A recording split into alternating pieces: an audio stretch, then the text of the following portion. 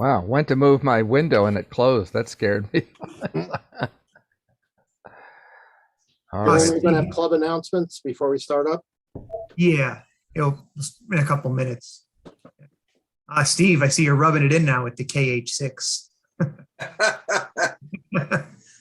gonna have to remove it soon enough, but it's been fun to check into some nets with All-Star.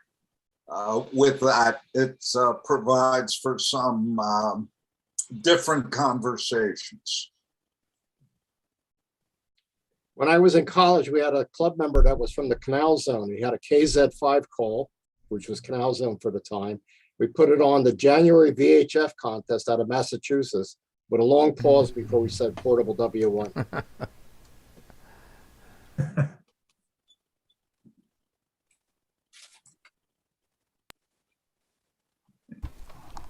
I was kayaking in the Schuylkill River once on 2-meter FM, and I said K3EY Maritime Mobile, and some sailor ham came back to me and said, "No, you're Marine Mobile. You're not maritime unless you're out at sea."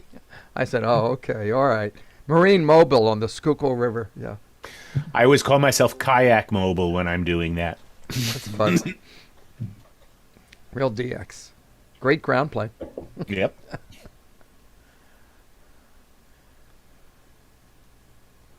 Hey, Cliff, welcome.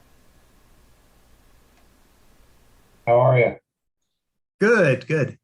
Good. Yeah, just another minute or so, and then we'll start up. So, Dennis, you wanted to talk about the repeaters? Oh, and hell no. Well, anyway, let me, Lou sent me an updated membership list, and the crack webmaster has already updated the membership list on the website with being those in dark blue that are up. We're up to 62 members, and those that are pale gray, which are been grayed out. So beginning of March, I'll send out yet another missive saying, gee, it would be really nice if you could re-up, but I think we're doing okay for February. That's about sort of normal. We should peak out somewhere around 80 or so members eventually. I hope. We were up to 90 last year, so we're about 2/3 of the way. We'll send out Joe Pesci to collect payment on the remainder. This is WQ3Z. Am I making the machine? Yes, you are. The Zoom Welcome, machine. Ed. All right, should we get this started? Yeah. Great, so welcome everyone to the February 2022 meeting of the Mid-Atlantic Amateur Radio Club. I'm Jeremy Carlo, N2 ZLQ Club President. So as we normally do, we'll go around the room with a round of introductions. So anyone whose call sign ends in Alpha through Hotel, please check in now. Good evening, it's Vince, WA3ADI. Jim, W3JNF. Donna. Oh, go ahead. You go, Donna. Okay. KB3ZCB. One of the grayed out ones, I will make sure that I get my check-in. Steve, K3FZT, temporarily in Hawaii, and my bank tells me the check has been sent, Dennis. Well, again, I don't process the checks. I'm only the webmaster. So never shoot the piano player. Okay. All right, how about India through Papa? Check in. Rich, KB3VZL.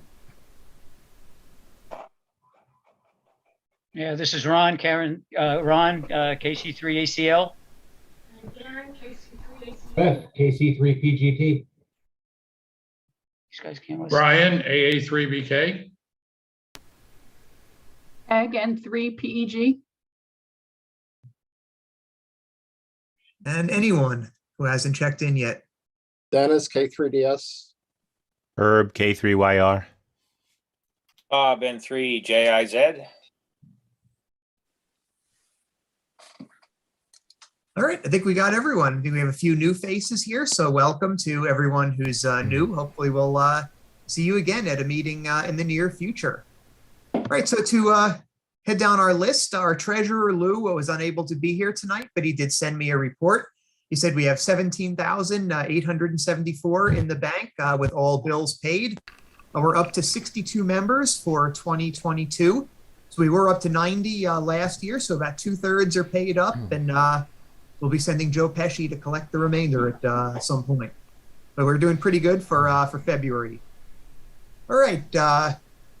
As a reminder, dues renewal, if you want to do that, it's quite simple. All you have to do is go to the marc-radio.org website, click on membership, and the instructions are there. It's $20 for the year. It's a great value because you do get, you can attend field day. We have, well, we hope to have the return of food and everything normal like we've done in normal years before COVID. So hopefully we're approaching the exit for that. And we'll have that. We do have a holiday party in December, which hopefully will be back again.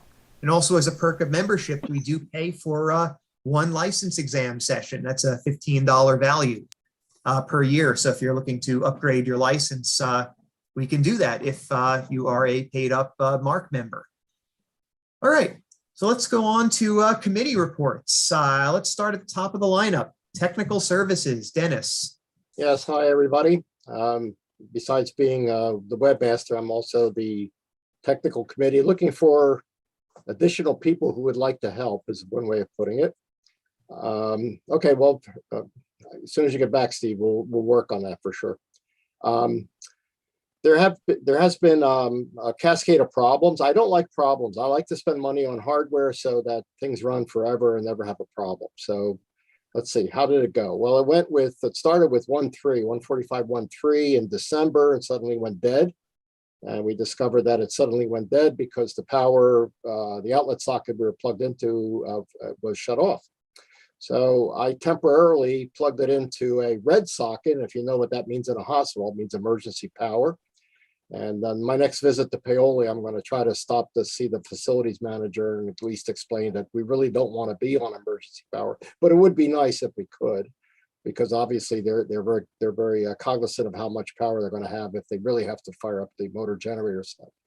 So 1.3 is back on the air. It's not linked. I have to get back there to find out why it's not linked. I also have to replace the 440 repeater with a new repeater, and we also have to upload new firmware to the controller and adjust levels and all that. So it's going to be about a 2-3 hour jaunt. I thought I was going to be able to get up there this week, but I'm leaving tomorrow morning for Pax River NAS. So last time I did this, they kept me there for about 3 days. So we'll have to see how it goes. So that's the situation with 1.3. Now, good old 14706, our flagship machine, had developed what I call the spits. After a while, it would just act aberrantly. I've got about 5 theories about what it could be, going from mildly annoying to downright expensive. I'm not sure what the problem is, and I haven't been back there to check, although I have been using the repeater, and I would say that it's probably just as well running as well you can almost expect.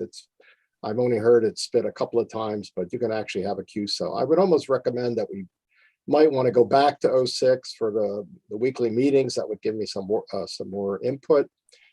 Weekly nets, I should say. And then if there's a problem, switch over to 1.3 or 3.6 as we have been doing. I don't know. We are hams after all. We should be able to QSY with no problem.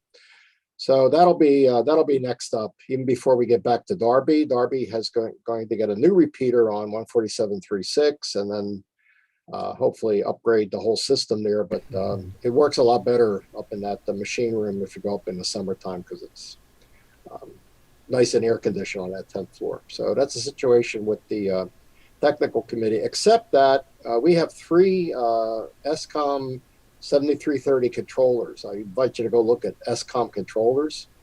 They're highly rated. We have 3 of them, and I got an email over the weekend saying that they're going to discontinue it because they can no longer get parts, which is a little disconcerting. I tried to call them at 9 a.m. Colorado time, first thing this morning, and there are none available. So we're on a wait list. I thought if we really could, considering we have 3 of them, we could get one and sort of stick it on the shelf. But there may also be a problem with the controller in 06. So it would be nice to have something to swap there, plug and play. But doesn't look like that's going to work out. So that may be that Darby doesn't get their 7330 until we get the 06 straightened out. But we'll have to see. So I'm busier than a 1-hour paper hanger when it comes to the technical committee. Certainly looking for other people to come along sometime and hold a screwdriver or something. So back to you there, Jeremy, K3DS. All right. Thanks, Dennis. We'll have to have a discussion about what to do with the nets. I mean, I would personally feel better bringing the nets back on once the link to between 1.3 and 06 is back up. I think that makes it a lot easier for folks to QSY. The problem is if the repeater starts acting up, we have no way of telling people to switch to another frequency. Well, here's the thing. If I will get the link working, whatever the hell the problem is. I have no idea why it's not working, number one. Number two, even if there is a problem with the link and it causes a problem on both machines, I can sever the link with a control code. And in fact, I'm actually looking for other people that would like to be able to take part in that wonderful exercise too sometime. So yes, I agree with you. I'll get the link back on, and then we can certainly do it that way if that's what your concern is, and that's fine with me. Yeah, I think it could be frustrating if the repeater goes down and people are trying to check into the net. I don't want people to get frustrated and leave. So it might be a little bit easier if we have both machines. So at least if 1.3 is operational, we can use that as the primary. Well, why don't you just try 1.3? 1.3 is perfectly operational. Because we could do that as well. I don't know if there's folks that can't make it into 1.3 though. Suggestion. Yeah, go ahead, Ned. This is WQ3Z Ned. A suggestion for the net control manager. How about if we adopt a protocol where as Dennis called it, the flagship 06, which was the first MARC repeater, is the home for the net. And should there be some kind of technical difficulty, everybody knows to QSY to 145.13, which was the second MARC repeater. And if for some reason there's technical difficulties there, we QSY to 3.6. Again, I refer that to the net control manager, but there will be a certain, I don't know, certain serendipity to that. WQ3Z.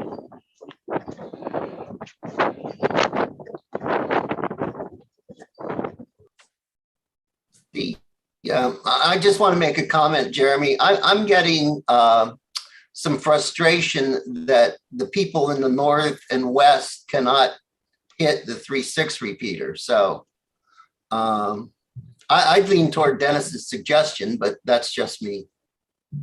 Is it go to 1.3 for now and then wait for 06 to come back online?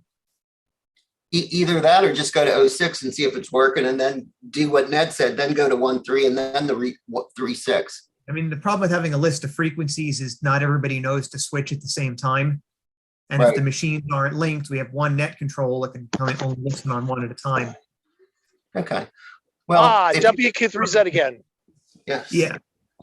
That would be an addition to the net preamble.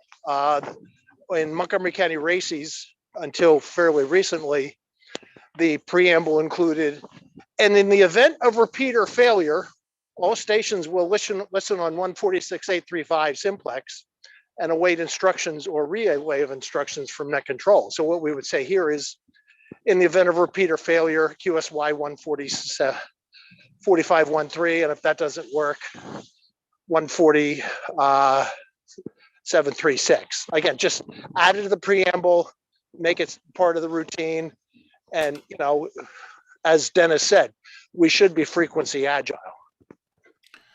One more thing. Go ahead.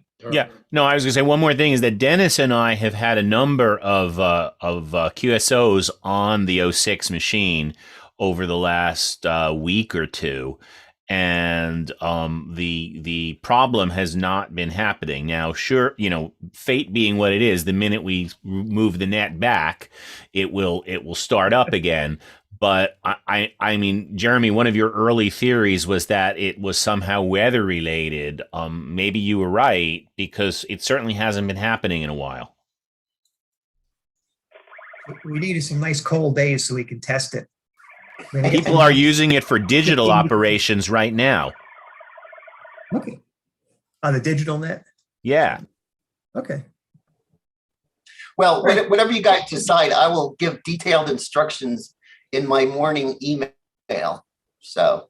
All right. So maybe a couple of you, if you want to hang out at the end of the meeting, we'll come up with a plan to decide what to do. All right. So next up on our list is public service. Bob, do you have any update? Okay, well, we've got several public service events on our schedule. However, I'm in the process of trying to contact a number of the organizations, and I have not yet been able to contact a real human being for the who's responsible with the Penguin 5K race. The only thing I've found is that there are two dates. One is April 1st, which is a Friday, which I think that date is probably wrong. And then also there's a date in June. So I think that the Penguin 5K has been moved to June, but until I can verify that with a real live human being, it's that one's still a little bit up in the air. And also our MS walks. We did one in Phoenixville and East Goshen, which they referred to as Westchester.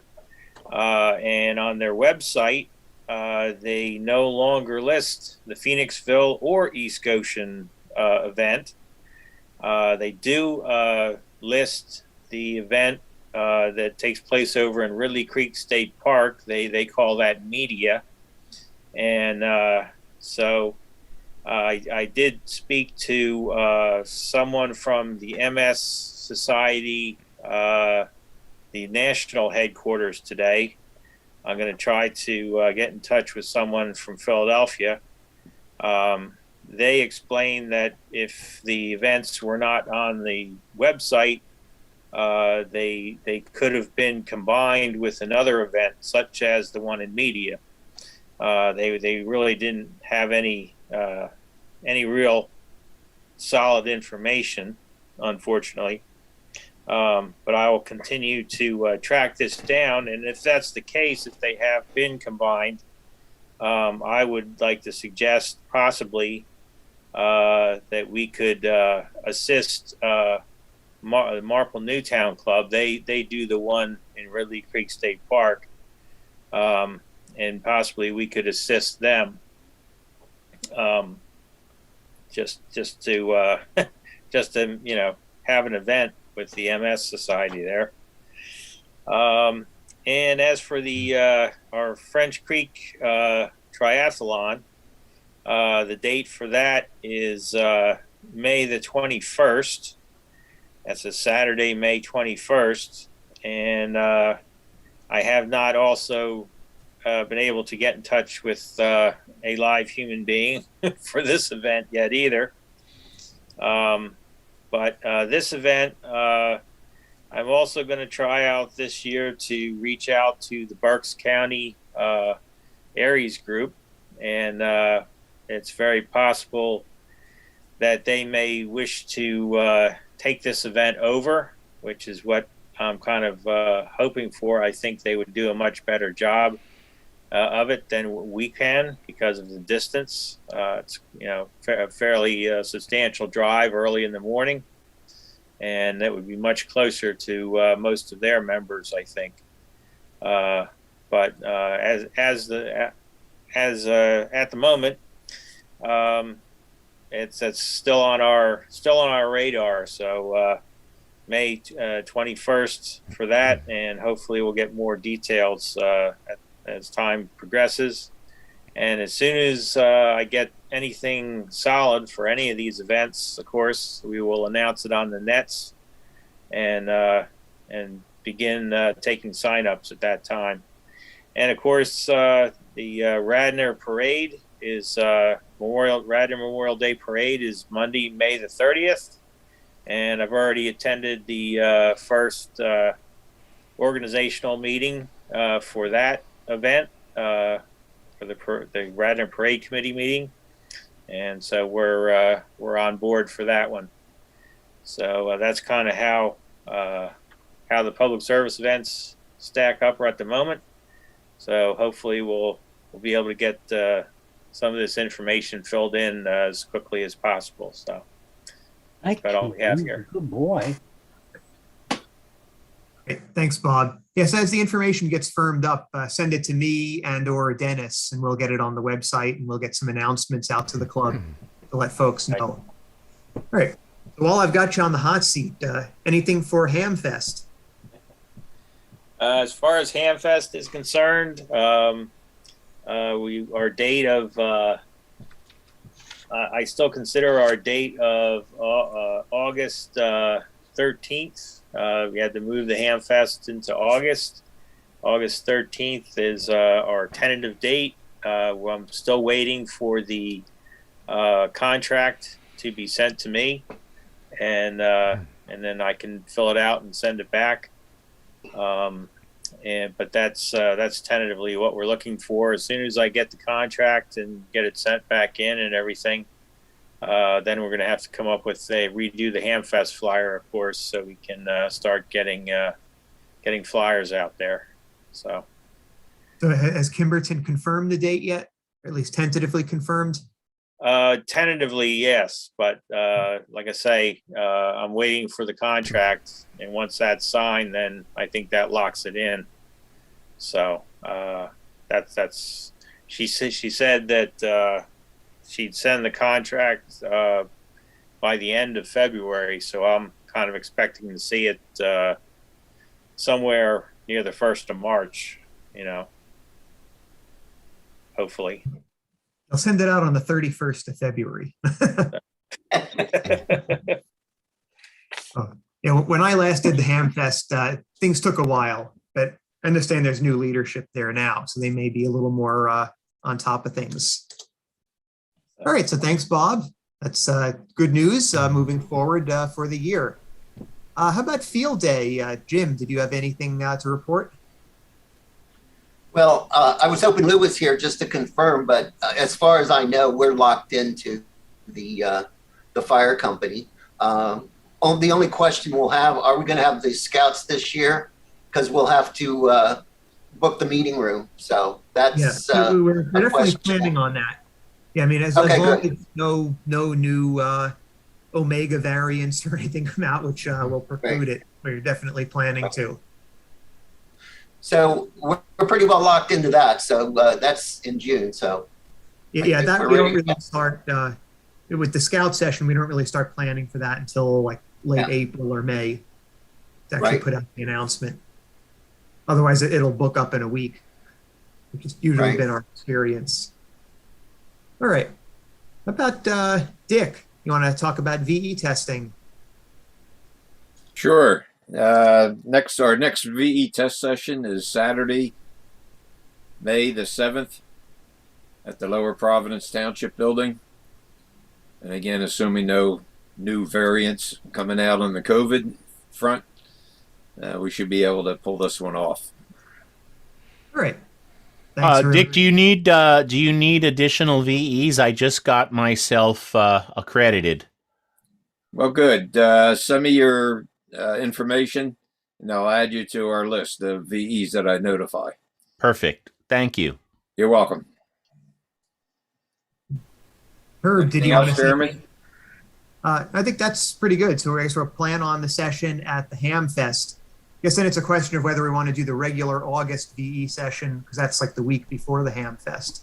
Correct. Yeah, until the date should be published by now on ARRL, the August 5th date, but I can get that changed if we decide to do it at the Hamfest only. Yeah. Okay. 5, or would it be August 6th? Well, whatever it is. And yeah, the Ham Fest is a week away from that. So we'll have to decide whether we want to run 2 sessions or just do the Ham Fest. Correct. Yeah. Okay. Did I say August 5th? I meant August 6th. If I said August 5th, but. All right. Herb, did you want to report anything on nets? Actually, no, because I think we're good. I need to send around the email for people wanting to reserve slots to drive the bus during the month of March. And probably later this week I will do that. But I think we have been pretty good with net coverage so far, as long as we know what frequency we're operating on. But I guess you will make a decision on that, or you and Dennis, and let me know. We'll figure that out tonight, maybe after the meeting, decide what we want to do. Okay. Does anyone have anything else for the business meeting?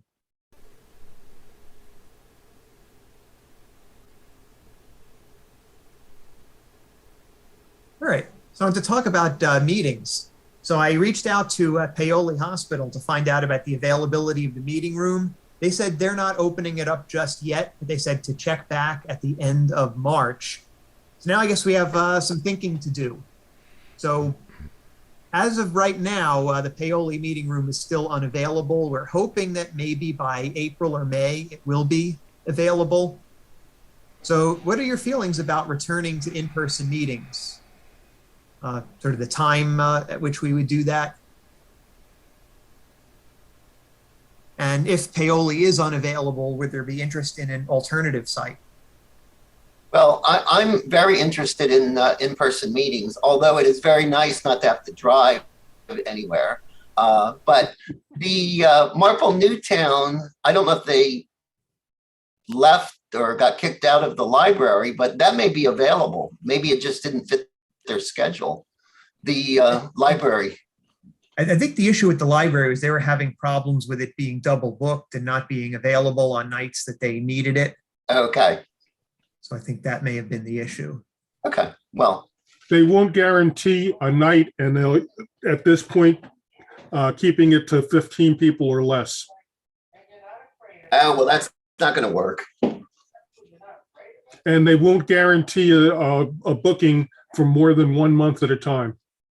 Okay. Well, skip that then. Actually, kind of an outside the box suggestion came out of some of our private discussions. Would there be interest in just continuing remote meetings for the foreseeable future? Yes. That might be an interesting thing to do. Yeah. Because we do have other in-person activities, because there is the breakfasts that we're hoping to get those ramped up again. In fact, that's another topic we've been meaning to discuss is, we sort of nominally agreed to start the breakfast again, but there hasn't been much interest, I think, because of Omicron. But now that that has been on the way out, I think there might be more interest in that. And of course, we have public service events, we have field day. So would keeping remote meetings for potentially indefinitely, would that be something of interest? It would save on gas. Those give us the Transportation possibility. time. I mean, it's so much easier in so many ways. Makes having the club auction difficult. Yeah, we can't do things like that. WQ3Z. Yeah, go ahead, Ned. A couple things. First off, well, Montgomery County Races had a auction of some equipment, not as much as we typically have, but it is doable. You know, you publish the list in advance, and then you just kind of blow right through. Second off, as far as the breakfast, I'd like to go to the breakfast, but that's also the same week or same day as the Montgomery County Races meeting. And that will tend to collide with like our testing sessions and whatnot. Maybe we go to the last Saturday of the month, which means if it's the 5th Saturday of the month, you're not going to collide with anything because very few people, schedule thing on the 5th of anything. And then you would just say no Thanksgiving and no Christmas breakfast, which they're busy times of the year. And finally, maybe what we do is we say, let's keep virtual through the spring, until the spring, because of the possibility of snowstorms, because we're due to get clobbered. And then through the summer, and maybe we plan to kick up an in-person meeting with a MARC, auction in September, October. Just a thought, as at large. All right. Thanks, Ned. Yeah, I mean, moving to a different Saturday, I'm sure somebody else has another conflict on any other Saturday. And I think not every month has a fifth Saturday either. No, that's what I'm saying. It would be the last Saturday of the month. But a lot of our members are Montgomery County Races members. But again, it would be the last Saturday of the month I'm proposing, not the 5th. So, or we could just make it the 4th then. No. You make it the last. That way, if there are 5 Saturdays, it's going to be a clear meeting, because nobody ever schedules anything the last of the month. I could see a lot of people showing up and nobody else is there. Right. I say we table this and get to the meeting, Yeah. Jeremy. Okay, yeah, we can discuss it later. But yeah, that sounds like an idea. So maybe we'll continue with the remote meetings for at least the next couple of months. That'll give us a little more time to think about it. And then maybe over the summer, we'll reconsider. Okay, so that is program. So a little preview of what's coming up in March. We're going to have Vince, WA3ADI, and I think he's going to be telling us about All-Star. So Vince, do you want to give us a little preview of next? Okay, I'm just going to try to go through the basics primarily and point out some websites, show some examples of various nodes that I have, and talk a little bit about how All-Star works and give a little brief description of what you can do if you want to put one together yourself. So it's pretty straightforward. It's not going to be complicated. And I'll leave some time for questions and try to provide some answers. All right. Thanks, Vince. All right. So now for our main presentation this evening, we're very happy to have Barry, K3EUI, back with us again. And he's going to be telling us about modulation and digital sound card modes. So Barry, take it away. Okay. Thank you. Good evening, all. One other advantage to Zoom is, hey, I'm in my pajamas. So we don't have to get dressed for these meetings. And driving is sometimes an issue for some of us. Well, thank you for the invitation back. I feel like, what is it, the locusts that come back every couple of years for a session here. I'm going to try something tonight that's a little exotic, and it may not work, but we'll try. I wanted to demonstrate some sort of live modulation demonstrations without showing you a passive PowerPoint. But I've got the passive PowerPoint in the background in case I need to resort to it. So again, thank you. How much time do I have? What do I It's until we start throwing tomatoes. 45 minutes? An hour? Sounds good. Okay. Definitely not after 9. 9 we call Quaker midnight. I come from a Quaker boarding school, so 9 o'clock, Quaker midnight, things stop. All right, so I'm going to go to screen share, and I'll hope this works. No guarantees tonight.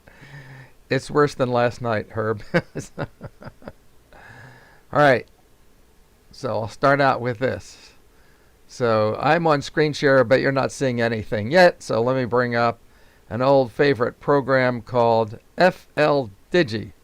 All right, did those two screens pop up? Yeah. Do you see what I see? So on the right, there's some big print here. There's a program called FL Digi, which is a very simple program to generate the sound card modes. And on the left, there's a audio spectrum. So, and then there's some gibberish text coming through because my sound card's picking up who knows what. On my left, I have two radios. They're both on 2 meters. They're not on the repeater. They're definitely not on 14706. But they're on what I'll just call an unknown simplex frequency that I won't share. And I'm going to see if I can demonstrate some of the sounds of FL Digi. So when I transmit, I don't want your radios to be kind of tuning in. We could have done that, actually. But since it's simplex and I'm near Westchester, some of you might not have picked up my simplex signal. So I've got a second radio here tuned to the same frequency, obviously 2 different antennas. And you're going to hear the sound coming out of the second radio.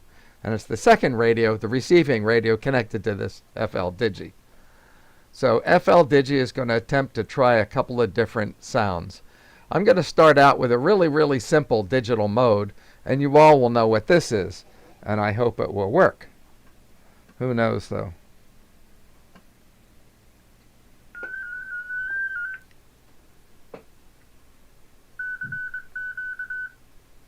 Is that loud enough for you to hear the sound? Yes. I can hear it. And look at the spectrum on the left, and look at the oscilloscope trace on the bottom. Well, that was kind of fast. So what I just sent was CQ, CQ, K3EUI. Well, you know, CW, it's just the carrier's going on and off. But actually, I'm sending it by keying sound on and off. And that sound's going into the mic jack of a 2-meter radio. But the receive radio is also on FM. So it's FM radio to FM radio.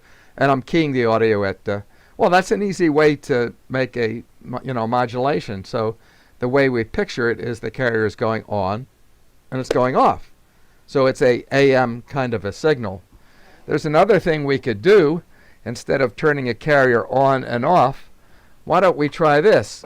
Send the information, ultimately the zeros and ones of a code, but send them as 2 different audio frequencies.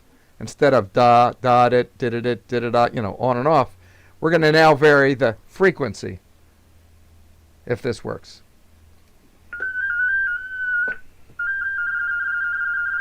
So you'll notice the spectrum, there's 2 tones, and look at the oscilloscope trace. And here it is, CQ, CQ, K3EUI.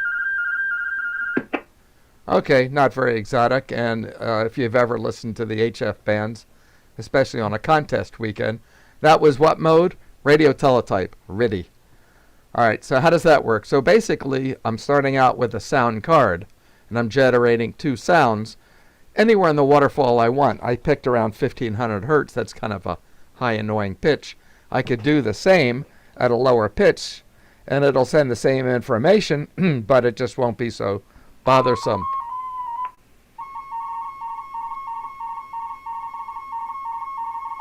It's the same signal, but just a lower pitch. So that kind of makes sense. So the information is in the 2-tone pitches. The amplitude plays no role as long as you can hear it. But notice something else about radio teletype. When is it silent? Almost never. It's one tone or the other, back and forth. The same tone may come on 2 or 3 times in a row. It's never 2 tones at the same time. That would cause horrendous distortion. And there's essentially never silence. So radio teletype is kind of hard on HF transmitters because there's no rest time. It's 100% duty cycle, meaning, hey, if you have a 100-watt transmitter, you don't want to send RIDI at 100 watts. You'll burn up your finals. So there's the 2 common types of modulation: on-off keying, amplitude shift, and back and forth between 2 frequencies. So what's the third type of modulation that we need to look at? AM, FM, and what's this next one? So see if I can identify this. I'm back up at 1500 hertz. So look at the spectrum, very, very narrow. And look at the oscilloscope trace, on and off, on and off. Sort of looks like a CW signal down there. So that mode is what we call PSK31, a phase shift signal. Really simple to generate in the sound card. So I'm starting out on the computer you don't see to my left, your little laptop, generating this BPSK31 in a sound card. The output of the sound card is going essentially into the mic jack, of a 2-meter radio, and what comes out on FM on my simplex frequency is a modulation that's phase shift keyed. Now, as long as the receiving station knows what mode I'm sending, we should be able to communicate with each other.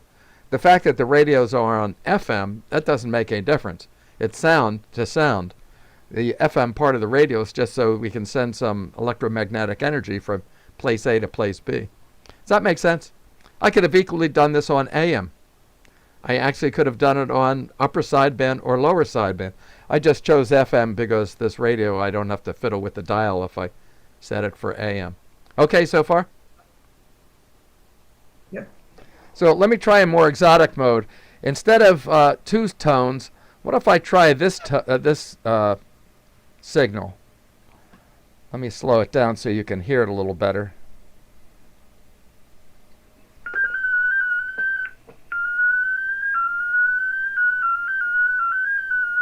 Take a look at the spectrum. You can see there's individual tones going on and off. Take a look at the oscilloscope. That's a time signal, energy versus time. There's never a time when there's no sound. Oh, now here comes the print. Whoa, that was pretty delayed. CQ, CQ, K3, EUI. Why did that take so long? That took forever just to send CQ, CQ, K3, EUI. So that's a very slow mode. In fact, it's so slow you can hear the individual tones coming on and off. That was called Thor 8. Thor is the name of the mode, and 8 is the speed. 8 changes per second, 8 baud. Kind of fun to listen to. I'm a former bassoon player. I love listening to that mode. Here's just a faster pace of Thor. Here's Thor 22. So it's still Thor, but a higher baud. You can see the multiple pitch tones. The oscilloscope doesn't look that much different. And the print, here comes the print. So if you and I were speaking Thor 22, we could have a QSO with each other. But if I'm on Thor 10 and you're on Thor 20, that won't work. We have to agree on which version of Thor we're on. Sort of like an English accent, isn't it? Here's a really weird one. I'll just play it for you, see what you think. It's still a Thor mode. I'm going to send CQ.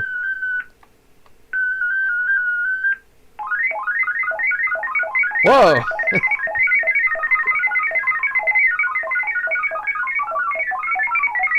I don't see any print yet. What happened to the print? Come on, print. There it comes. Oh, that was like super slow, but super robust. Is that a good word? That could get through almost any noise condition. So it's like saying CQ, CQ, CQ. K3EUI, K3EUI, K3EUI. There's a redundancy because there's 4 of them. A Thor 25 and 4 of them. So obviously it has a wider bandwidth and you hear more low pitch and high pitch tunes. But it's still a version of Thor. Let me try this one because this is very popular on 40 meters at night, but not in the daytime.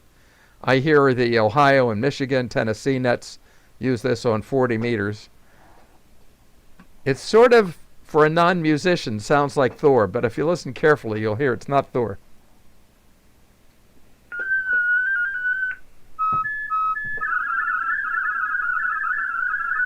And look at the spectrum. Very tight. This is 200 per division, 2, 4, so it's under 600 hertz. Maybe about 500 hertz. And here comes the print. But look at you see the oscilloscope trace, it is going on and off. So this one's called Olivia. I think it's named after the author's granddaughter. Olivia 8500 means there are 8 tones and it takes up 500 hertz.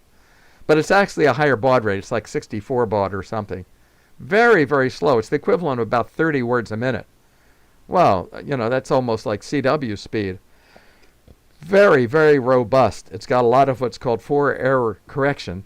So it works really well at night on 80 and 40 meters where you hear lightning strikes and all kinds of distortions and fading. And anyway, it also, I've had some contacts with Olivia where I swear I'm not, and I always operate with headphones, I don't even hear the sounds. And I'm getting print on my screen. I'm thinking, man, that sound card is really sensitive. I could barely hear anything at all. And I'm getting print, you know. So Olivia is very, very sensitive at low signal to noise ratios, down to about negative 12, 14 dB. We're talking about a signal that's below the average noise level of a 1 or 2 kilohertz bandpass. Let me try what. Yes. Quick question. Yeah. That like doo doo doo doo at the beginning and yeah. end. That seems to kind of bracket the interval. Is that? Boy, what the you've got purpose good is? ears. That's exactly what it does. So if you hear a digital mode and you're catching the beginning, you hear boo beep. I say boo beep, boo beep. It's the low tone, boo beep, the high tone. And that for the sound card sets the low and the high pitch. This is an audio pitch. And the other 7 tones are between those two, or 6 tones are between those two. Let me play another Olivia mode, Jeremy, and listen for it. It's a different Olivia.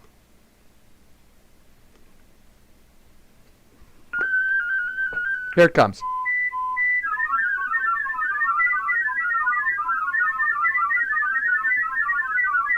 That's like a lot of sound. I don't see any print yet. Where's the print? Come on, print. Nothing, nothing, nothing. Oh, here it comes. CQ, CQ. You hear that at the end? Boo beep, boo beep. So that mode was called Olivia 32 1K. Means there's 32 sounds. They're never 2 at the same time or 3 or 4 at the same time. It's always 1 at a time. Do do do do do do do do do. So that's kind of pretty to listen to. And 1K means the total bandwidth is 1 kilohertz. You probably wouldn't hear that on the HF bands on the digital side because 1 kilohertz is a pretty big amount of spectrum to have one person QSO. I mean, it's approaching what a human voice would do. Let me Barry, try. I got a question. Yeah. Yeah. Brian. This is Brian. Yep. Early on, you said that RTTY, there's no break in the communications. Yes. Right. Now, I assume this RTTY is using like the Baudot code? Bordeaux, yes. RTTY was So there's, developed 80 years ago. So the D 0101. But when you put them together in groups of 5, it becomes the letter E, I, O, 1, 2, 3. I didn't want to get involved in how the coding works. The 0s and 1s for RTTY represent letters, and the 0s and 1s for PSK are different, and the 0s and 1s for Olivia are very different because you got 8 sounds. So yes, you're right. Yeah, All the RTTY code is based on a code that's 80 years old. Well, is it 80? A long time ago. Yeah, I'm very familiar with the Baudot code. Okay. It's actually five symbols and then 5 marks and spaces with a timing space in between. Yep. Yeah. So, but it fills up the spectrum. I understand that. Now, are you saying the other codes don't fill up the spectrum? Each mode has a certain bandwidth in space. And if I look at the bottom trace, we're looking at the equivalent of an oscilloscope. The horizontal down here is time. The horizontal on the big graph here is frequency, pitch, audio pitch. Let me play RTTY again. Well, let's take a look at RTTY. So here's the RTTY spectrum, and you can see physically the 2 tones. They're separated by about 170 hertz. But I'm playing at a pitch of 1500, so it's a high, annoying sound. And then if you look at the oscilloscope trace, the wave collapses to near 0 and then grows again, so it's not totally 100%, but it's pretty close to it.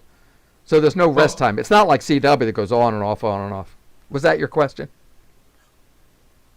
The high and the low tone. The other modes, not CW. CW. They're all basically the same, except the 0s and 1s are stretched out in different ways. They're all digital in the sense that the tone pitch can represent, a certain, a bit. Let me ask you this way: if you play a bugle, you can go da da da da da da da da. There's only a few pitches you can play on a bugle, even if you're very good at it. Musically, they're like thirds and fifths in an octave. Da da da da da. A trumpet's the same instrument, but with vowels.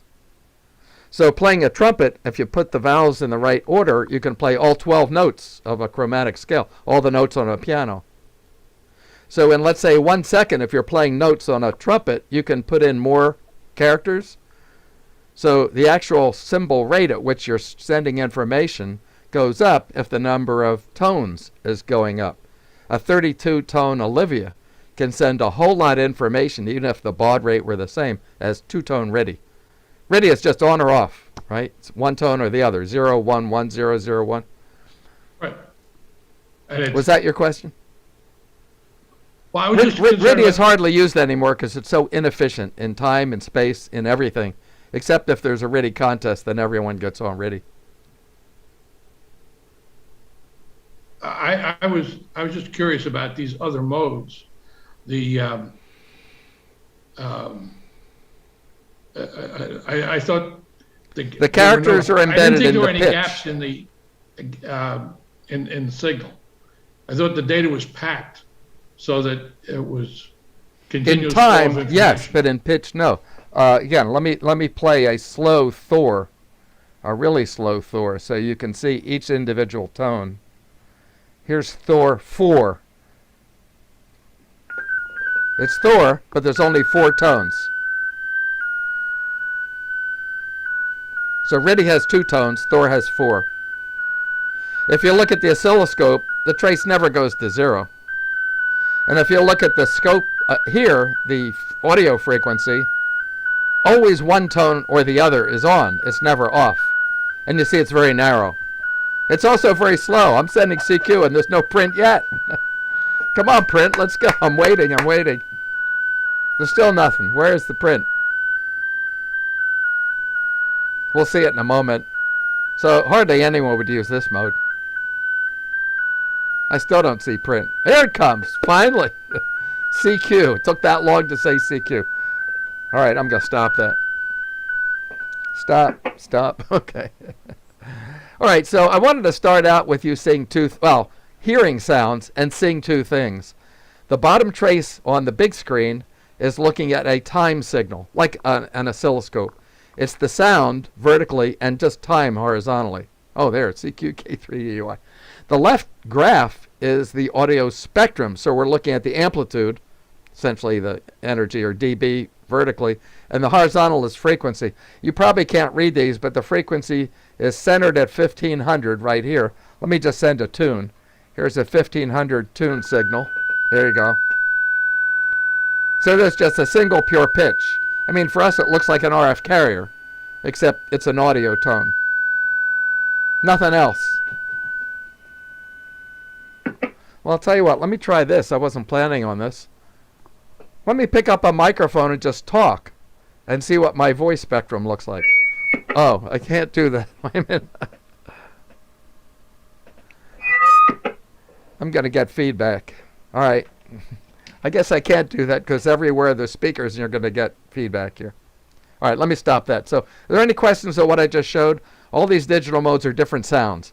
Ultimately, you put them together in zeros and ones and make a mode.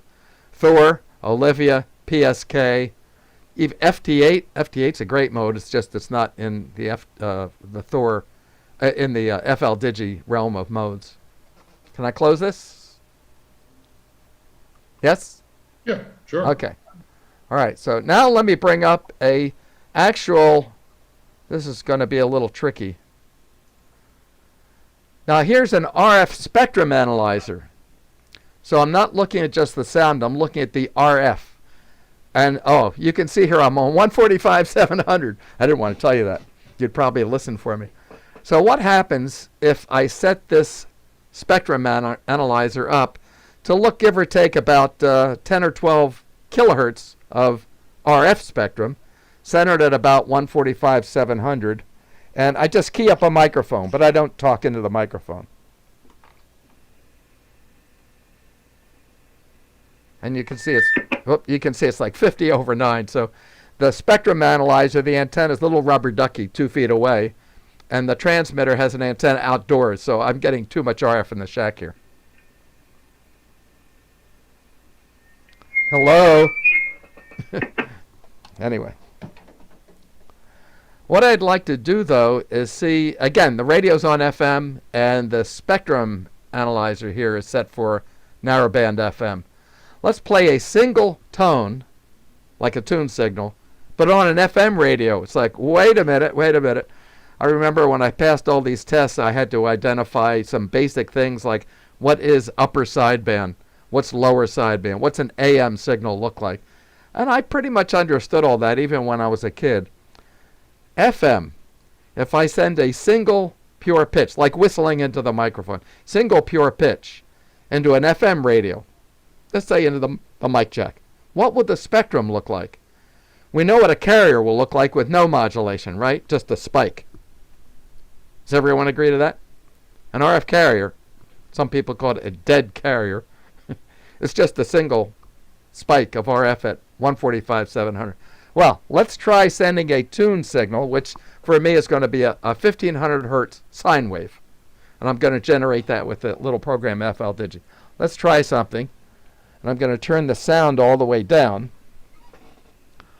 So I turned the sound down on purpose on the transmit side. So here's my spike. And it's picking up something else too. Now I'm going to gradually add some sound. And watch how the RF spectrum changes. And if you can, start to listen for the sound picked up on my speakers connected to the SDR. Here we go. I don't know if this is going to work or not.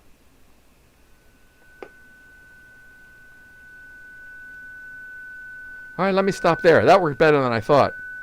You still see the carrier, right? Didn't disappear, just like on AM. There's a tone left and right of the center. Do you see this tone? And this tone. Well, I'm set up so I'm sending a 1500 hertz signal.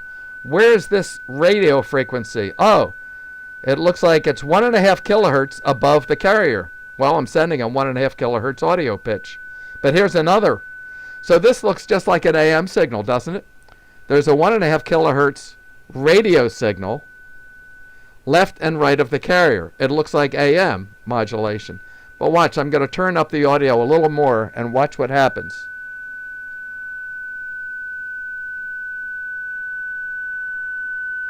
So wait a minute, what's going on here? I don't see one audio sideband. I'm seeing multiple of them. And the area that's shaded here is about 12 kilohertz wide. So how wide is my FM signal? Pretty close to 10, 12 kilohertz. Can I do this into a repeater? Yes. What would you hear?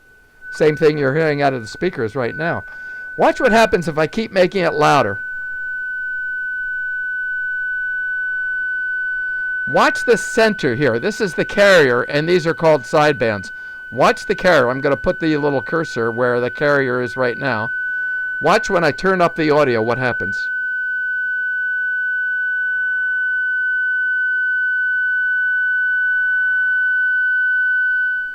Wait a minute, wait a minute. The carrier just disappeared.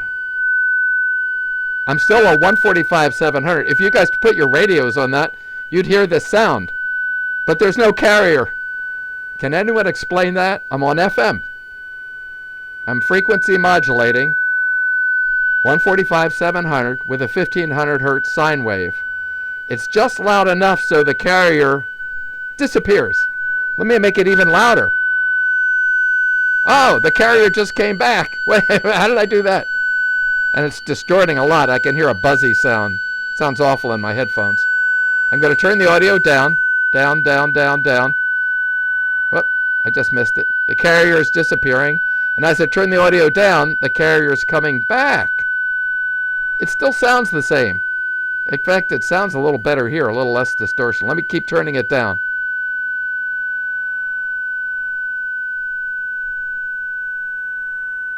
Turn it down. All right, can you still hear the sound, though? All right, Yeah. Jeremy said nodded. Now I'm going to play something. I'm not sure this is going to work.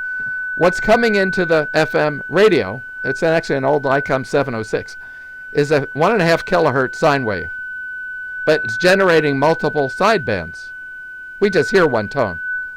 I'm going to change the pitch by sliding it to a lower frequency. What's going to happen to the spectrum?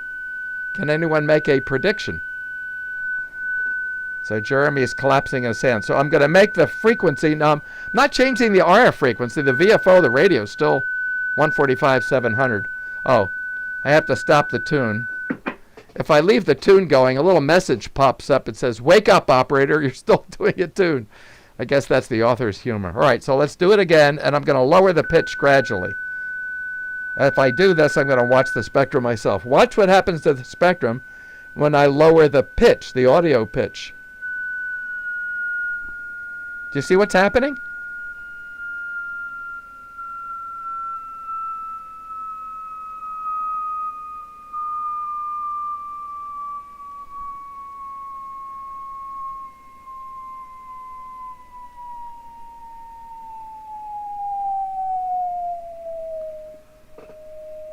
So what happened? The waves got closer together, right? Anyone know why? We'll come back and talk about that. Now, it still sounds pretty loud in my headphones. So I'm not really changing the volume of the sound. I'm certainly not changing the RF frequency. I'm still transmitting on 145/700 FM. But if you were tuning your radio to my radio's transmitter, you would hear this tone. It's just a single tone. Let's go to higher frequencies. It's down to 600 now. Let's go the other way.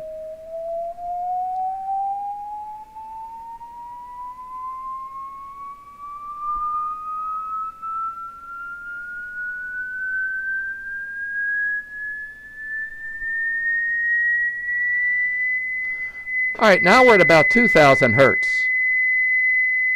The tones got farther apart. It still sounds pretty loud in my headphones. All right, that's annoying. I'm going to stop that. All right, so did everyone see and hear that? I'm going to go to stop share.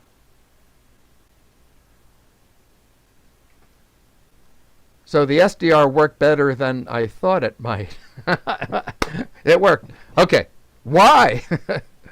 Why did the RF spectrum, now how am I getting this RF spectrum? I have to my left here a little SDR play. It's a little box the size of my fist. It's a complete radio. The only thing you connect to it is an antenna and a USB cable. But on the USB side, going to my computer, I run some kind of software that makes that little hardware into a spectrum analyzer. In fact, it can actually demodulate the RF and get sound, and the sound you hear out of the speakers. Why did the FM spectrum do that? Can anyone give me an explanation? I want to throw this out as a discussion topic. Why did the FM spectrum do that? So as I changed the pitch, the tones got farther apart or closer together. And at some weird sound level, the carrier disappeared altogether. How did that happen? I thought FM, as you add intelligence to the carrier, you change the frequency. So you're adding a single. I did, but my radio always stayed on the number 145/700. So my VFO always stayed put. But the sound that I introduced did move the carrier back and forth. And if you were listening on your receiver, that changing RF frequency would get changed into a changing audio frequency, and you'd hear the sound if your 2-meter radio was working. It works just the same as a human voice. So that part is right. In FM, the amplitude of the sound affects the deviation. The deviation is how far the RF wave in the radio moves left and right of center. But it's always centered around my VFO frequency. It's not like if I look at the VFO, I can see it changing numbers. Well, didn't the base frequency stay the same? It does. 145/700 on my radio, if I call that the base frequency. Because I'm looking at it over a longer period of time. So if it moves left and right, and I look at it for 3 seconds, its average is still the same. But the RF spectrum will show the modulation characteristics. What I didn't understand was why there are multiple. Yeah, that's a spikes on one good side. question. That's a good question. I could understand the spike in the middle. That's and the then- RF carrier in the middle. Right, and then you added a tone to it at a fixed frequency. That's correct. So that should have been one spike on each side of the carrier. No. It's No, one okay. spike if my radio is in AM mode. Or if I could actually switch the radio to upper sideband and send a upper sideband signal and then change my SDR to upper sideband. We would see one tone, 1.5 kilohertz Right. either above or below the carrier, but there's no carrier on sideband. I could actually go back and do Correct, that, but yeah. I'm not sure I want to take a chance on that one. So the question still is, when you modulate a carrier on AM, you get a left and a right sideband, both of them. If my radio somehow eliminates the carrier, annihilates it, somehow, magic, right? And annihilates one of the sidebands, I only send an upper sideband. That's how upper sideband works, whether it's a voice or, digital mode. If my radio is set on lower sideband, the radio eliminates the carrier and eliminates the upper sideband. And it does that through usually filtering. But on an FM radio, when I modulate a carrier, 145/700, with a sine wave, the sine wave goes up and down, right? Up and down, up and down. When it goes up, a positive voltage, maybe the frequency moves up the band a little bit, a couple of kilohertz. And when the sine wave goes below zero, a negative signal, the carrier moves in the other direction. So the carrier is moving back and forth 1,500 times a second. So we're never going to see that. But my radio, my receiver, can pick that up and convert it back into an audio tone at 1,500 hertz. And it does that with a human voice. My question is still, how do I make the carrier disappear on FM? So I'll pause. And that's a very difficult question and a more difficult answer. I can visualize it on AM. Because on AM, you have a carrier and a left and right sideband all the time. It's kind of wasteful. The single sideband radio, if you dig into it, has some circuit that eliminates the carrier. Sometimes they're called balanced modulators. How it works it's not important. But in a single sideband radio, the carrier gets annihilated at least 30, 40 dB. So you wouldn't see it and wouldn't hear it. You might see it on a spectrum analyzer, but you don't hear it.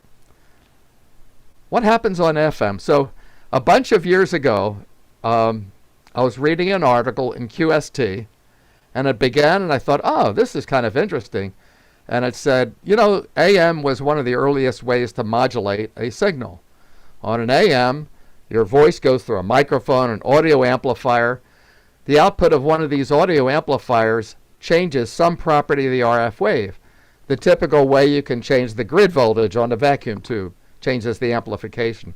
Or if you're a little bit fancier, you can change the plate voltage on the plate circuit of an amplifier. Anyway, what you're doing is changing the output, the power output of your radio based on what your voice is doing. AM kind of makes sense. I even thought I understood that when I was a little kid, AM. Because I talk into my radio, and instead of an antenna, I connected a light bulb. I had a Heathkit DX100 as a kid. I don't know why my parents let me have that, but that could have killed me 5 times. But I put it on AM on 10 meters, because back then, novices could operate on 10 meters. Anyway, so I put it on AM, I tune it up, and my antenna is a 100-watt light bulb, incandescent light bulb. We didn't have LEDs back then. So I turn it on, I tune it up, and the light bulb's pretty bright. Pick up the microphone and say, hello, and the light bulb really gets bright. I stop talking, it gets faint again. So I knew when I talked, there was more power output, because the light bulb was getting brighter and, fainter. The light bulb never went off until I turned the radio, transmit switch off. So I sort of got AM as a little kid. More power when I talk louder. It sort of works. On FM, if I were to do the same thing, if I hook a light bulb up to my FM radio and I tune it up, and the light bulb lights when I transmit. So I push the talk on the mic, and my light bulb lights up. When I talk onto an FM radio, will the light bulb get brighter or fainter as I talk? Question. Does the power output of an FM radio change with the amount of modulation or, talking? Yes, no, don't care, don't know. It'd stay the same because it's 100% duty cycle. A constant output. So Jeremy is suggesting that the power output of let's say a 50-watt radio, when you tune it up to 50 watts, as soon as you push the PTT on the mic, you're transmitting 50 watts. Whether you talk or not, it's still 50 watts. So wait a minute, when I talk, what does it mean to frequency modulate the radio? I'm not changing the amplitude. I'm not changing the power. So what am I really changing? My radio says, 14706. I don't change that. But yet, the actual transmission, based on the pitch and the loudness of my voice, the carrier is deviating maybe 3, 4, 5 kilohertz. That's not much if your radio's on, 145 megahertz. a small deviation of the RF signal based on the quality of my voice. Now, instead of using a mic in my voice, I was trying to use a single pitch sine wave. Okay so far? Did I lose half of you there? So an FM radio, when you transmit, the modulation does not alter the power output. Yet there is information. Otherwise, we couldn't talk to each other on repeaters, right? So what is changing? The frequency. But it's changing on an average around some center of frequency, wherever I set the VFO. So if I talk louder, the deviation left and right is bigger. So what really counts for FM radios, as someone like Dennis knows who has to tweak these, the deviation. How do we decide what's the best deviation? Well, what happens to me, where I am in Westchester, if I tune in to 147.210, that's up in Pottstown, I can often hear in the background 147.195 transmissions. They're only 15 kilohertz apart, but one's in Pottstown and one's in Newtown Square. Yeah, but they're only 15 kilohertz apart, so I'm getting a little bit of energy from both these repeaters into my radio. So I hear kind of a garbly sound. And if I try to tune a little better, it doesn't help. So the deviation from one repeater and the deviation from the other repeater are making the bandwidths overlap a little bit in my radio. Now maybe if I have a better radio, it wouldn't happen, but it happens. So we're coming back to FM. So can anyone explain to me why a carrier would disappear at some level of hello, hello, how can I make the carrier disappear? Are you effectively getting a standing wave? Where's the standing wave? On my antenna? No, Where's the standing wave? I mean, just the extent from the frequency modulation that's canceling out the carrier itself. Where's the standing wave is my question. In the modulator itself or on the coax on the antenna? Where's the standing wave? It's an interesting answer. I'm not saying it's right or wrong, but where's the standing wave? I mean, effectively, so you're asking, is it at the transmitter or at the antenna? I mean, potentially both. Well, I'm just saying, for me, I'm listening to the output on a SDR spectrum analyzer, and at just the right pitch and just the the correct loudness, I see that carrier disappear. But my radio is still putting out 50 watts.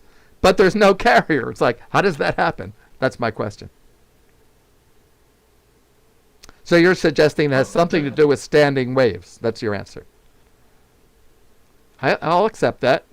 Now, can you explain the explanation? No, I just mean I'm putting you on the spot, Tom. No, I think from a physics perspective, it's just kind of interesting, right? If you were putting a frequency into water and you could create a standing wave as the thing is reflecting and coming back, right? So you effectively could cancel out. Oh, well, that's a good example. So the wave goes out, hits an obstacle, and then comes back, and the two waves, as they pass each other, create a standing wave, like standing wave in coax. Is that how the FM radio cancels the carrier, do you think? Is there a standing wave in the modulator circuit somehow? I'm not sure I can say where it is, but I mean, when you did that, that was my first thought. You were effectively almost creating it and then going away. Yeah.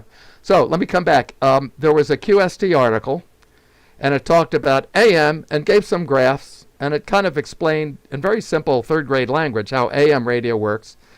And then it went on to say in the 1950s, someone discovered that the carrier does nothing for us.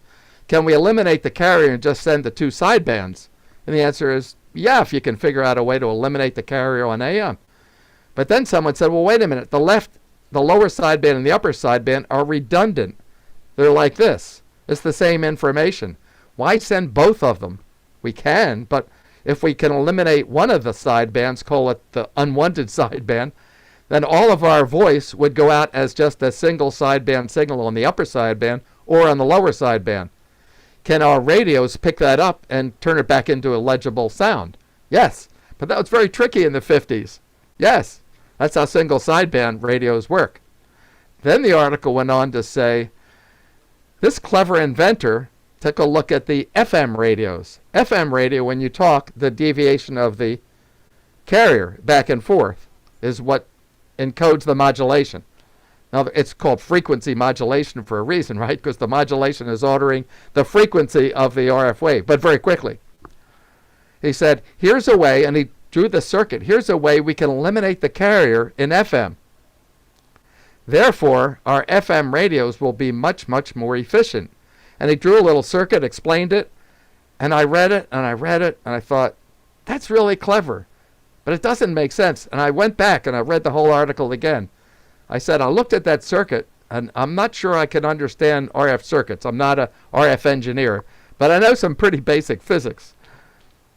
And then I look at the front of the issue, and it says April QST.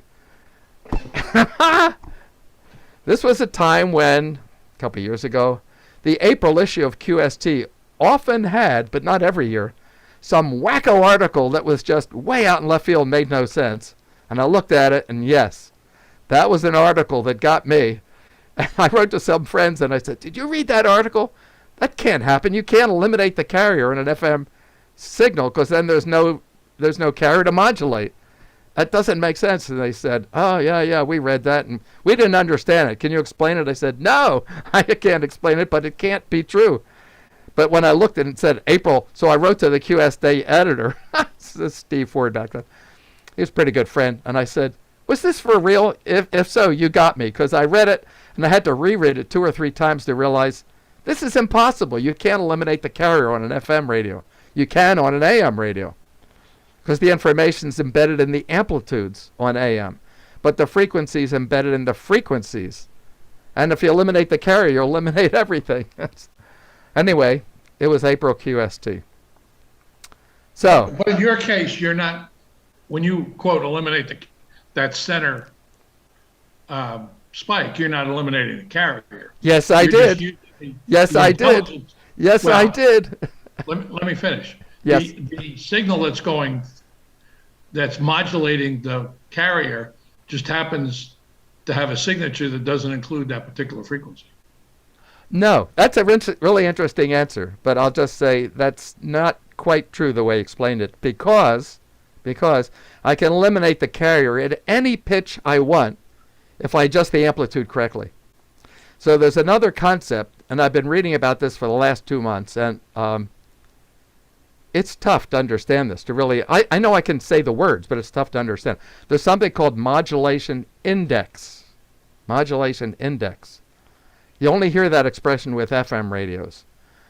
So here's how it works. For any particular audio pitch, we're talking about audio pitches. If you superimpose an audio pitch on an FM carrier, like a 2-meter carrier, at any given audio pitch, if I make it louder, I'll increase the deviation. I'm not changing the pitch. And if I keep making it louder and louder and louder, more of the energy goes into the sidebands. I'm calling them sidebands because really that's what they are. They all sound like the same pitch. More of the energy is going into the sidebands, and suddenly less and less energy is in the carrier. So I'm going to go to a slideshow and pull up something that I debated whether I should do this, but I'll go for it. Right? Let me find my slideshow. And I'm going to have to slide through here until I find what I want.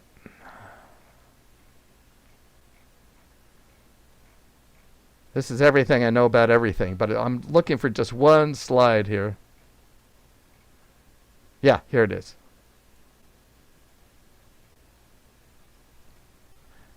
Oh no, I did it the wrong way. Wait a minute. I did from beginning. I don't want that. Oh, I gotta find it again. Wait a minute. Went past it. Clicked on the wrong thing. You can see how many slides I could have showed you, but I'm not going to.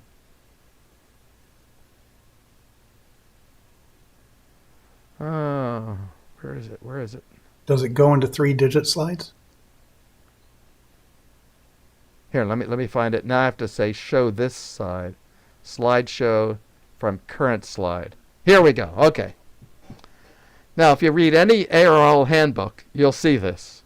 And I read it, and I reread it, and I reread it. I Googled Bessel curves. I've seen about 5 videos and read 3 articles on how does FM modulation really work. And I'm just starting to understand it at the 3rd grade level.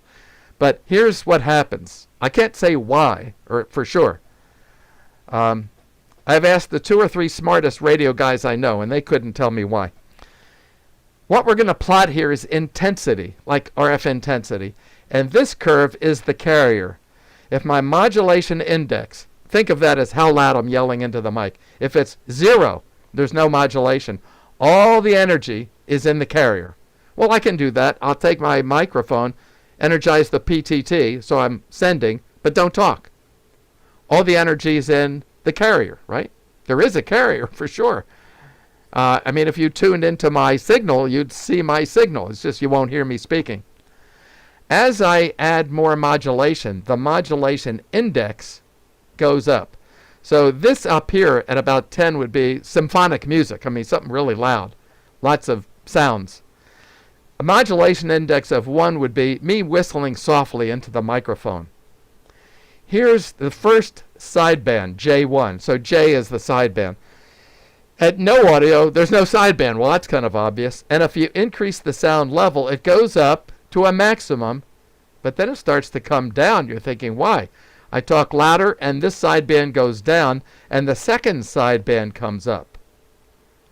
And I talk louder, and the third sideband. So if I go back and show you the RF spectrum, if I talk very softly or whistle softly, you'll see 1 or 2 sidebands. And if I whistle louder, not change the pitch, change the loudness, we'll see more sidebands. In other words, the bandwidth goes up. Anyone who plays with FM repeaters knows you don't want to set the level so high that you over-deviate, because then you make enemies of all the other repeater owners. Dennis, am I close to saying what this happens? A deviation on a repeater should be no more than about 4 kilohertz. If you go to 5, 6 kilohertz, you'll splatter into the next repeater's frequencies. Dennis? Sounds Help? about right. Help? I said that sounds about right. Okay, so Also, what happens here? So what happens here? Mr. Bessel. I'll give you another little quick factoid. Okay. The only solution in closed form for FM modulation can only exist for a single sinusoid. If you do a 2-tone test, there's no closed form solution. Oh, right. The And function of what I Morse discovered, is yeah. the only solution, and you have to have a single tone. Yeah, I mean, that gets into some high-level mathematics. But many repeaters have a PL tone on the output, and they're set at a fixed level. Some repeaters do not resend the PL tone on the output. Then we can play, because what we did a couple of weeks ago is on 14727. That's a repeater up in Bucktown. It takes a PL of 77 to get in, but the output on 14727 has no PL tone. So if I send in a 1500 hertz sine wave, what comes out is an RF carrier with a 1500 hertz audio signal, no PL tone. So what we did was to change the level of the sound, not the pitch, the level, going into the input of the repeater. And everyone on that watched the output RF spectrum of the repeater. And at a certain level, when I turned up the volume, you could see the carrier drop to 0. It's referred to as the carrier null. Yes, the carrier really does go to 0 at that particular pitch and that particular loudness. And it turns out that the modulation index number for that to happen right here. Here's the carrier, drops, drops, drops. Now it's dropping in power out, or amplitude, or dB. And at this point, it's 0. There is no carrier. There's still information. My radio's still putting out 50 watts. But there's no carrier. How does that happen? It's like I'm still working on that. There is energy in the sidebands. If you keep making it louder, the carrier comes back. The phase changes. But we don't see that. We don't hear that. So there are a couple spots here. That's the red. There are a couple spots here where the carrier gets nulled.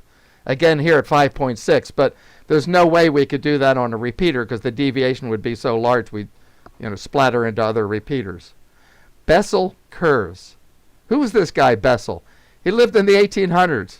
What would Bessel talk about if he were alive today? He was one of the greatest mathematical minds of the early 1800s. How did he come up with all this stuff? All right, so here, let me go back to slideshow. Actually, Bessel only did the math, but it was Edwin Armstrong, my hero. Oh, he made the radio work. No, he did the FM modulation, including the solution. So I played with this for quite a while, and when it looked really good, I took a snapshot, a screenshot of my screen. So here's an FM signal. Now, I wasn't doing this into a repeater, because then the repeater would say, what are you doing, Barry? Come on, this is annoying. I'm playing a sine wave on a simplex frequency. 14569. We like that frequency out here in Chester County.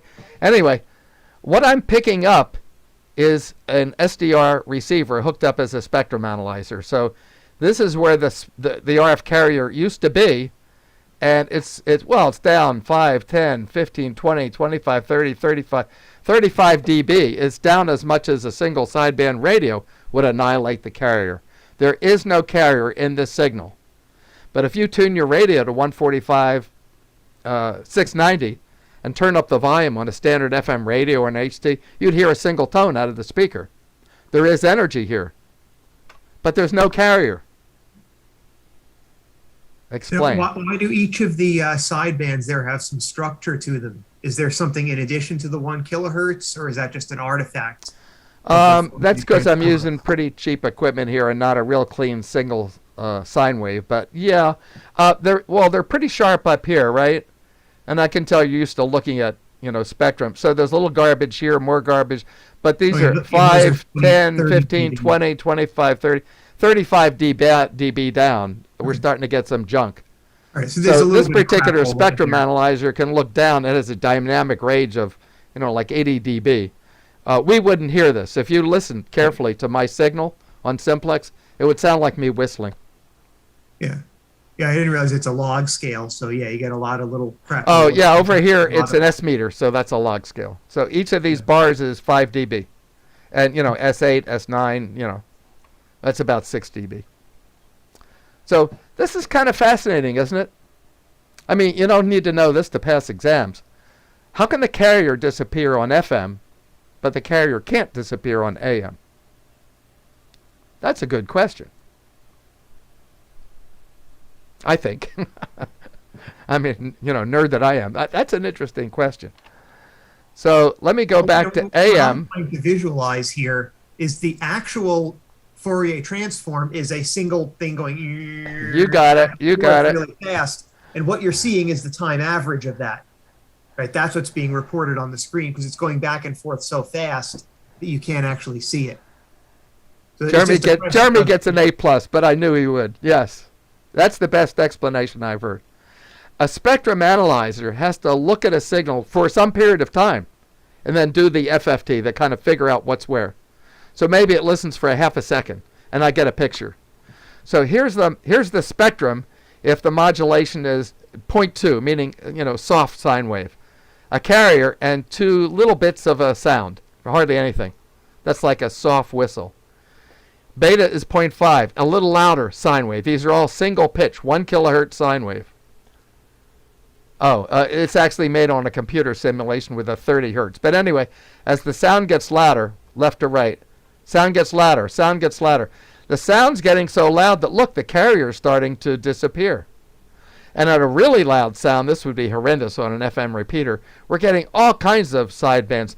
But if you listen to this, if you listen with headphones or speaker, how many pitches would you hear? 1. Only 1. It's like, how does that happen?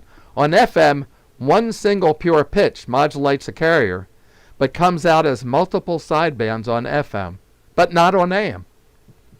I found that fascinating.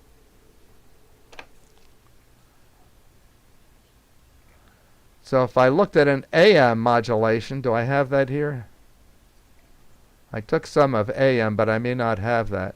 AM is easier for me to understand. It's like, yeah, I get AM. No, I'm sliding through and I can't find it. There's 150 slides on this. It's everything I know about modulation. It's like, oh, here they are. Here they are. Oh, perfect. They're way back here. Okay, let me go slideshow, make it big, and then I better quit.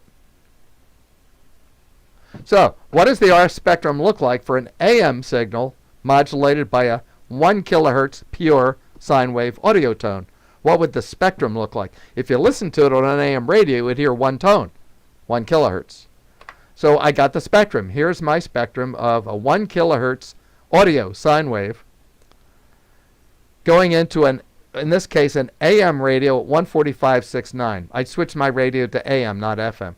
So here's what I got. Here's the carrier, and here's the lower and the upper sideband. Now there are some other artifacts down here, but you would never hear this.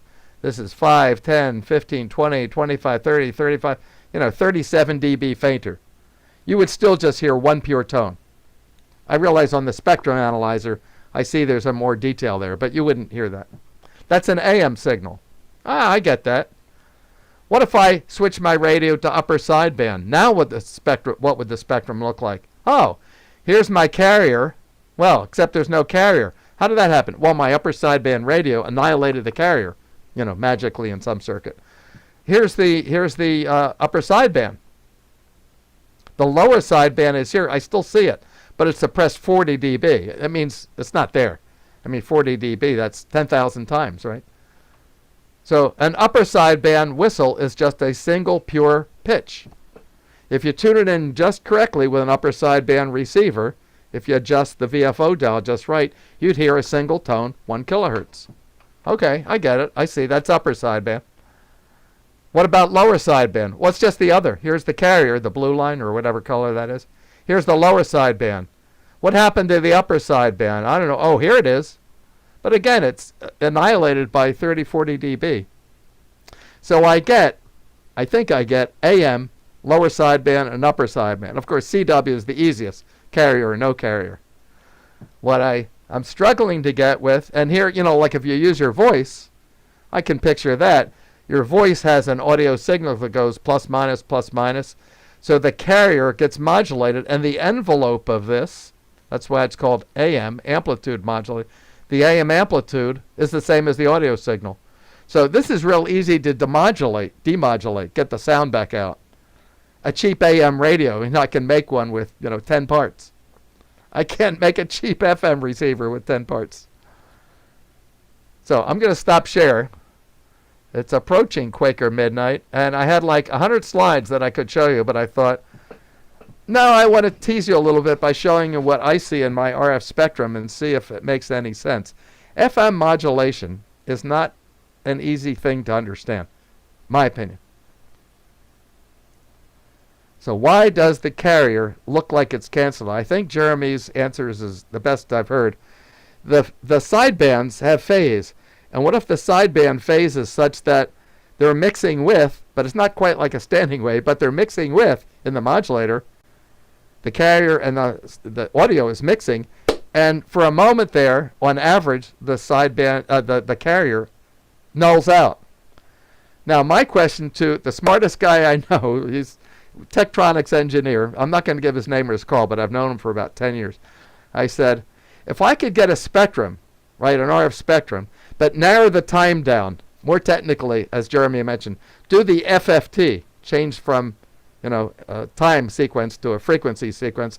If I could do it in a really, really, really tiny amount of time, could I see the actual carrier grow and collapse and grow and collapse? And on average, it's 0. That's what I think is happening. That's what I think is happening, yeah. Your carrier is going back and forth like this. So imagine putting a little window here where the carrier is. So it goes very quick period of time it goes through, very quick period of time it comes back. If those two phases are, say, 180 degrees out with one another, they add up to 0. So if that were true, Jeremy, watch. I like your example. Here's the carrier. Let's say I modulate it with 1 hertz. Okay? So on average, right? On average, even with 1 hertz, the carrier's disappeared. What if I modulate it with 10 hertz? On average, the carrier still disappears. So there's only one loudness where the carrier disappears. Explain that. Well, I think it's the amount of time that it spends going through there. The time is the audio pitch. The time is not how loud, right? When I go this way and this way, that's it, making it louder. Here's a soft sound. Here's a loud sound. The period's the same. The pitch is the same. The time that it spends in the window depends on how quickly you're going back and forth. That's true. That has to be true. But it doesn't cancel for all pitches and all amplitudes.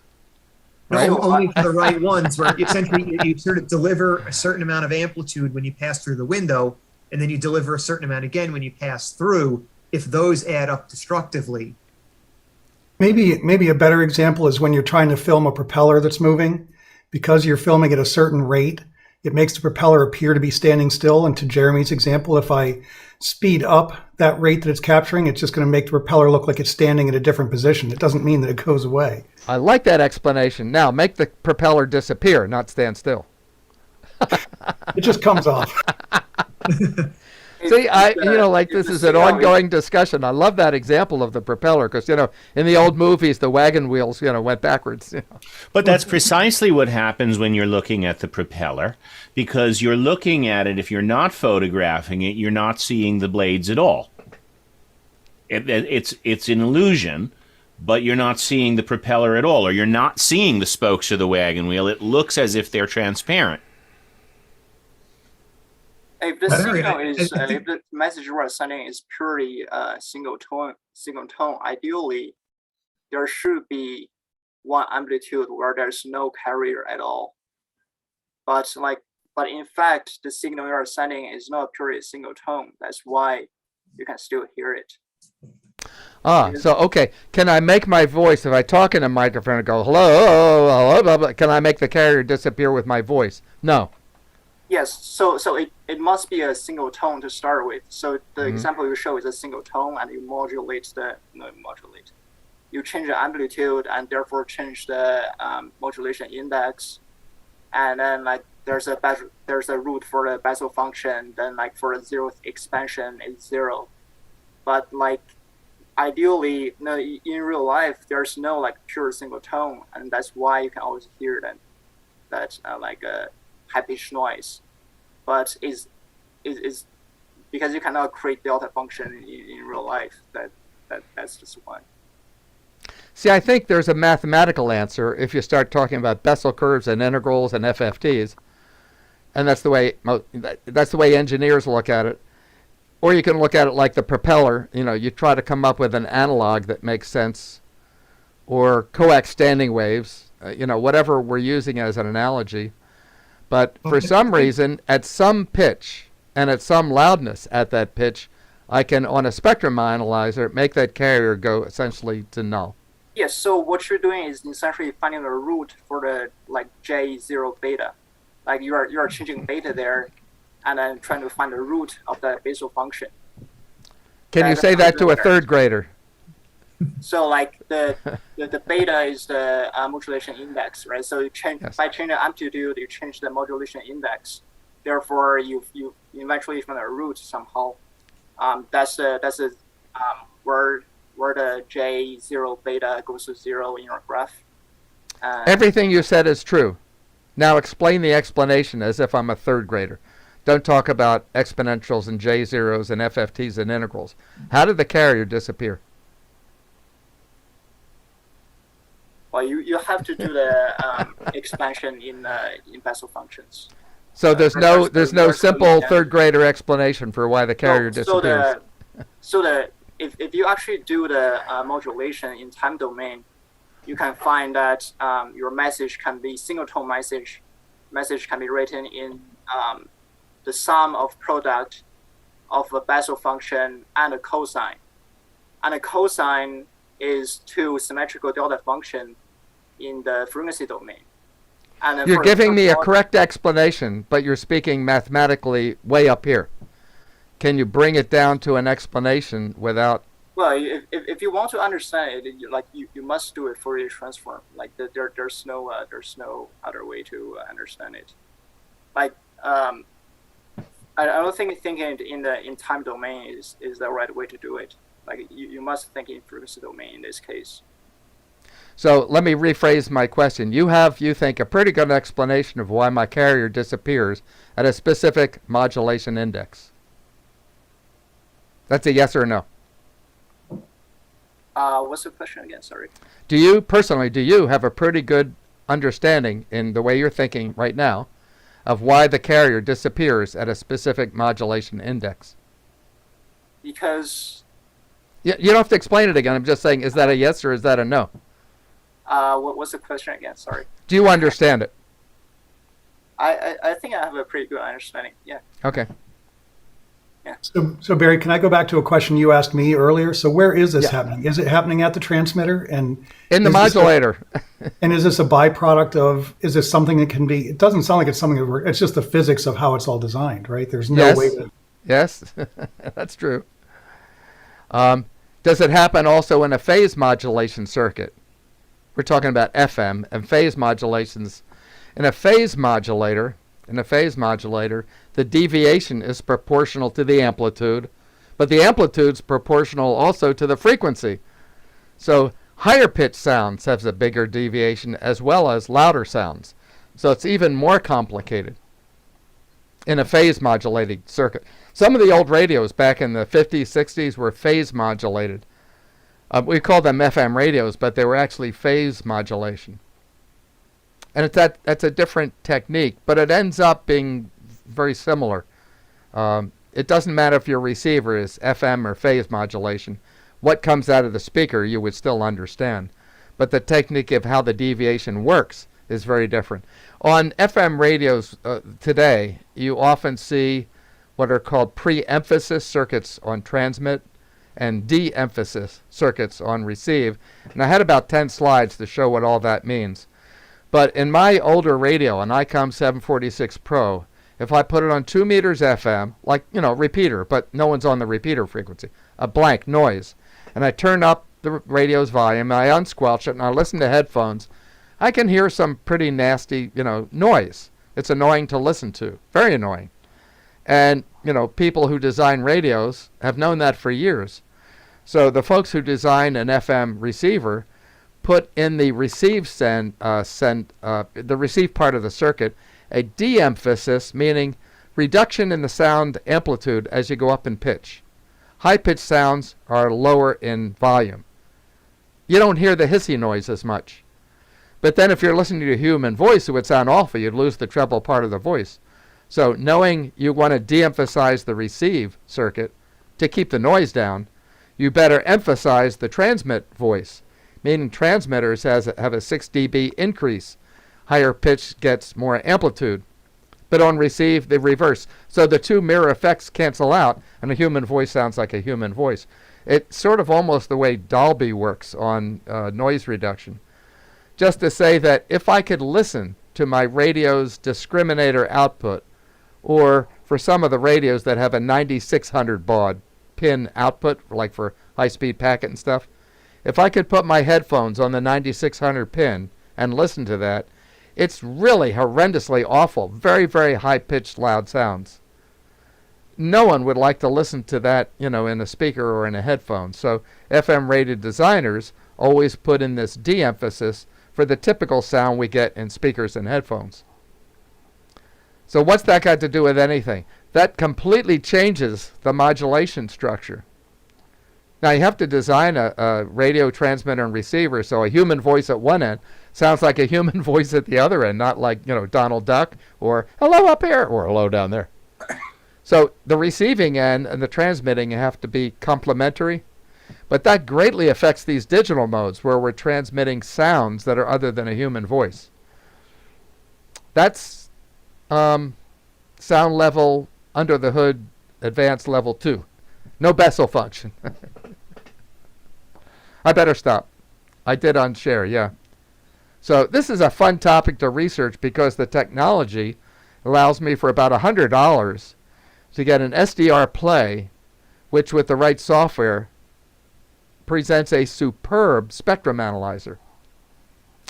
And I think I'm looking, some of you have these little SDR dongles or SDR play. How many of you have an SDR play or the equivalent that you can, like a wideband receiver? Yeah, Steve. So if you've played with this, isn't that kind of fun? I mean, you can tune into any radio station. I mean, I can listen to FM radio. I can listen to the airports, to the police, anything. And it's all, I can see what their spectrum looks like by the displays. My normal radio, an old radio won't do that.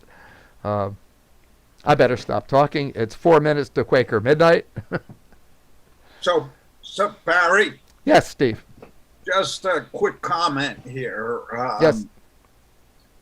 Reading about Bessel functions and Wikipedia, and ResearchGate, I had a great deal of difficulty grasping your material, which you shared with some of us over the past 4 to 6 weeks. But as soon as I understood that the graphs of the Bessel function were a two-dimensional representation of the Bessel function's expression of the wave equation in 3 dimensions, and that I could see by summing just by eye, so no sophisticated math, by summing the magnitude of the different J1, J2, J3, I could approximate the J0, that the energy was distributed across these other side bands, you call them. And that at a given frequency,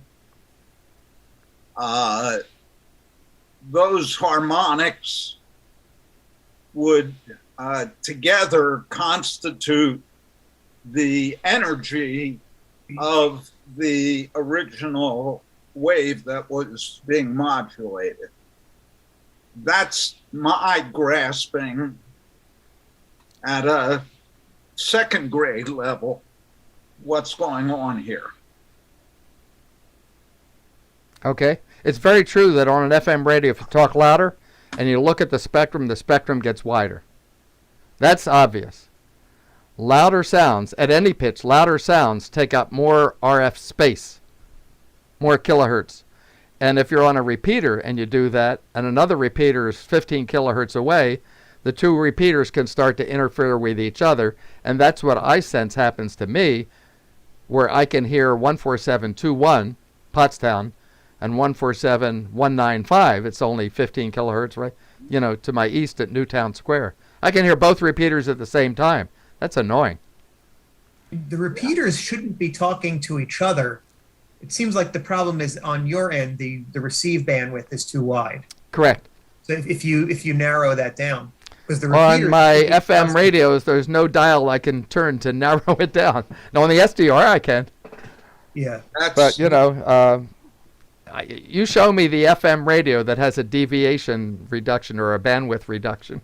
That would be an added circuit that would cost, you know, another $50. Because the repeaters shouldn't be talking to each other, because if so, then they need to be adjusted. Well, the repeaters are maybe 20 miles apart, but I'm midway between the two. Yeah, but even then they shouldn't, you know, because this is in the portion of the band that has 15 kilohertz separation, so they Right. do have to tighten up the Bringing it deviation back a little to bit. our club, Jeremy. There is a 140, 146, 147.345 in Waterford Works, and was getting 147.36 a run for the money, and this was 30 years ago. And that was the repeater of choice for many years on the MS-150. I remember that. It's 9 o'clock. I thought it'd be more fun to throw out some questions about FM modulation, since so many of us have FM radios. But, you know, like a good question would be, explain how an FM radio works. Go. You know, like, how does that work? I can explain how a CW radio works. I built a couple. I think I can explain how an AM radio works with the modulation, and I can visualize, you know, grid modulation, plate modulation, tubes, you know. I still am struggling to figure out how a varactor diode on a circuit makes the RF carrier deviate depending on what my voice is doing. That's where I am. But it's fun to play with it. Yeah, I've never understood an FM radio at deeper than a block diagram level. All right, well, invite me back a year from now, and maybe I'll have a better explanation of how the carrier disappeared. All right. That's because all ham, so-called FM sets are really PM sets with a differentiator before it hits the modulator. You convert PM into FM by just taking a time derivative. All right, so that's a very technical explanation. My ICOM 746 Pro is about 20 years old, and that's exactly how it works. It's got a phase modulator. But if you buy, you know, the new Kenwood ICOM dual band radios, they're all reactance modulators. True FM. No, actually, they're all synthesized. They're all digital. Well, okay, that too, And but they take the output and throw it into a digital analog converter, and voila. but they have to pre-emphasize them and de-emphasize them. Well, I want to emphasize that. Well, what you said. Dennis, a quick question that's kind of related. Where on the tower, the commercial tower, where is 14706? How high up the tower?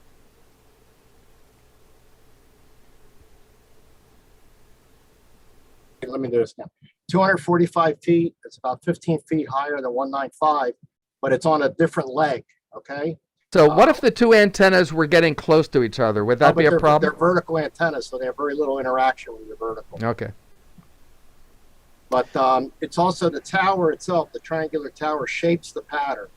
So 06 sitting on the tower that it is does an excellent job south and east, but not north and west.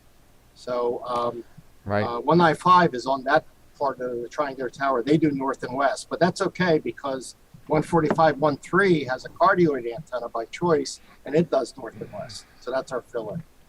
So between 06 and 13, when everything is working well, we got a pretty good pattern from Pottstown all the way down into South Jersey, no problem. When you get into the site and you fiddle with the repeater, do you have to adjust anything that determines the maximum deviation? Oh yeah, because you have to set up the audio levels going into the modulator. So there's a controller that basically has some audio processing circuit, and you have to adjust levels there to make sure you're not over deviating. So what's the deviation optimum Plus in and your minus mind? 5 kC maximum on single. 5 kilohertz. Yeah, on a nominal 1 kilohertz tone. Got And it. of course, communications modulation is not high fidelity. So basically, the audio amps cut off around 3 to 4 kilohertz. Yeah, we discovered that when we tried to send tune signals at like 3,500 hertz into a repeater. The repeater did not like that. Just probably cut the amplitude down like you won't believe. Yes. It's just audio processing. Yes. Hey, it's 4 minutes after Quaker midnight. I think we got to stop. All right. Thanks, Barry. It was a great presentation as always. A lot to. I had fun. Yeah. All right. So does anyone have any questions before we close down the meeting?